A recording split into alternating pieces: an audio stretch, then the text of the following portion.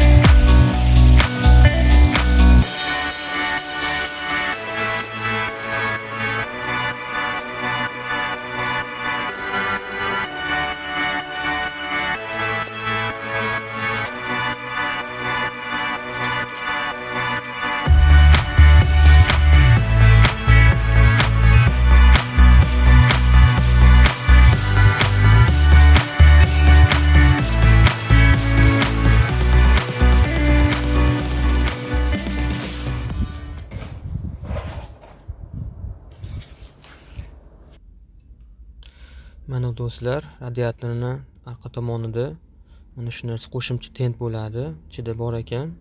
Bu narsa qishda sovuq kunlarda ishga tushib, konditsionerni kompressorini qiynalmasdan tezroq isitishiga yordam beradi.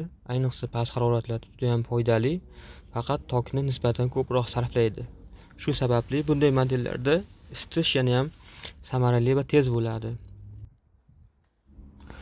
Sizga konditsionerlar haqida yana qanaqangi videolar qiziq bo'lsa, izohlarda fikringizni yozib qoldiring. Yana ham ko'proq ma'lumotlarni bilish uchun kanalimizga obuna bo'lib, layk bosishni esdan chiqmasin. E'tiboringlar uchun rahmat.